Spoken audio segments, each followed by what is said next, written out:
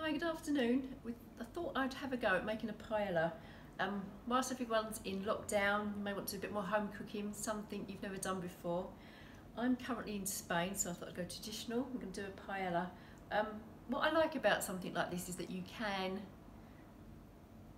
adjust it to your own taste and also what you've got in the cupboards. I know at the moment in England it's always easy to get hold of everything, so let me go through what we've got. Ingredients wise, we've got some chopped onion, carrot and celery, some chopped garlic, some parsley and a pepper. We've got to go in the actual paella, some nice good flavour, some lovely chorizo there, some tomato puree, some stock, and you can use any type of stock, that doesn't matter at all. Obviously we've got the rice. The rice is important, it doesn't need to be paella rice. You can use a rice that's okay for risotto, but not a basmati rice or anything like that. It doesn't cook well.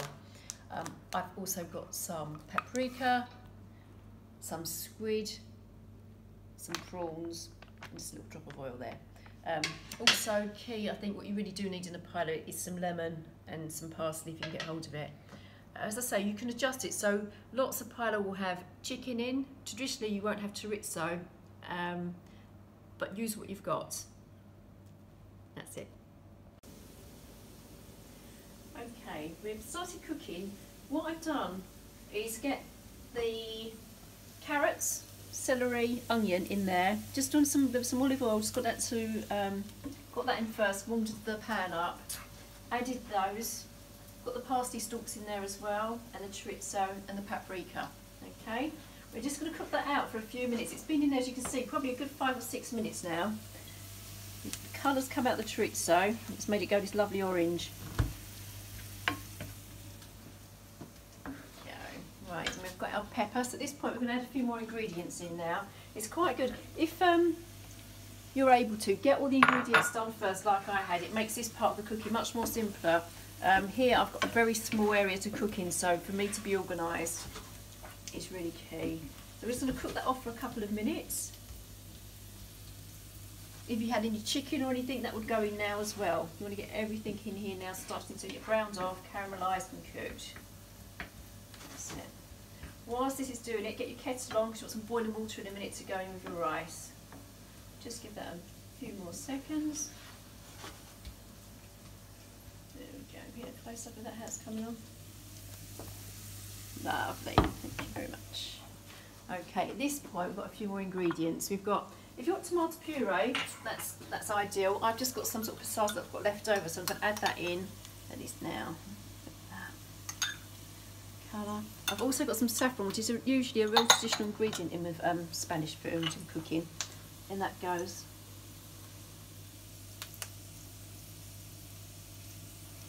Just not to waste a drop.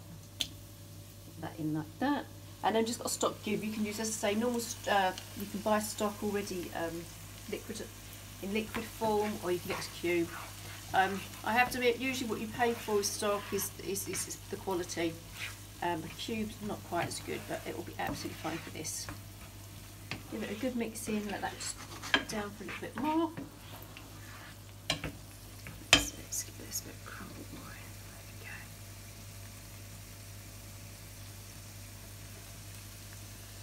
Lovely. Perfect.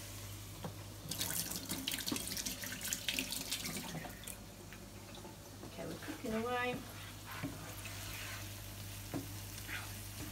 And this is about ready now for the rice to go in. Okay.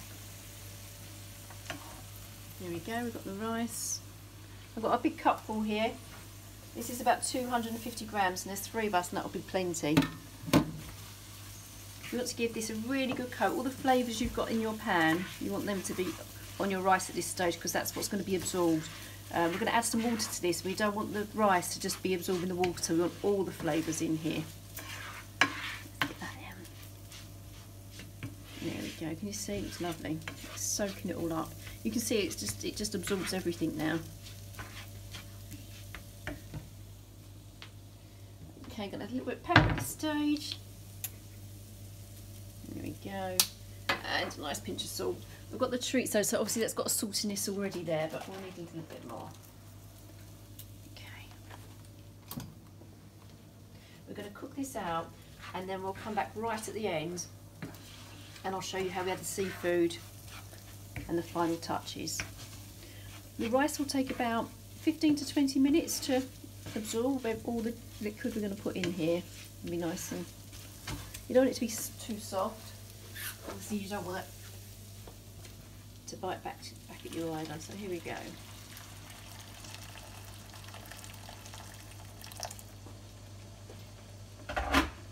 Keep an eye on this, don't just walk away for 15 minutes, give a check every now and then, because as the water absorbs, if you find that there's no liquid left and the rice is still not properly cooked, just add a little bit more water, that's all you need to do.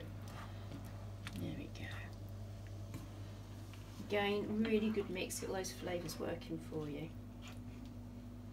Lovely. And we're going to put, now that's all mixed in, we'll put a lid on and we can leave it alone really, just keep an eye. Lovely. Thank you. Okay, come and have a quick look. Here we've had the rice, it's cooked. I've tested it, make sure it's nice and soft, and as I thought, we did have to add more water a couple of times.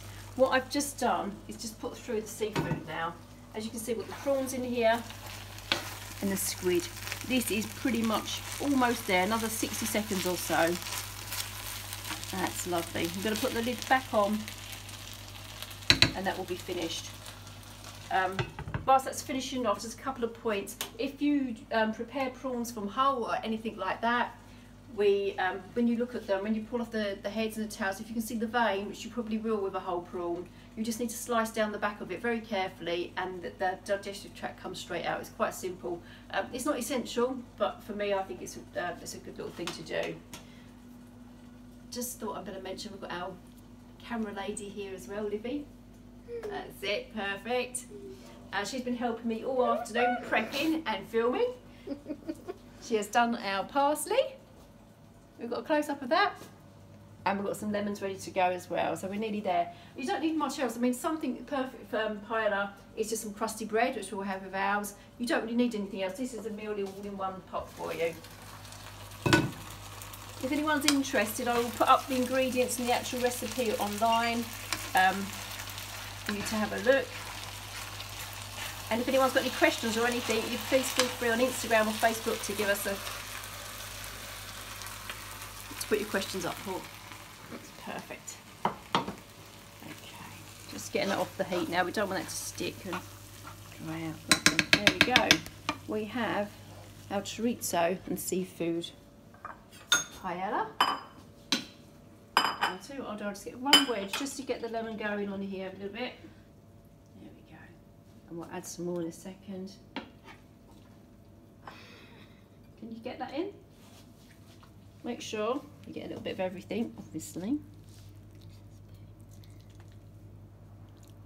Okay, that's fine. There we go. We're going to put our parsley on top. And a wedge of lemon to go on the side, and there we have it. I want to say bon appetit. Cheers.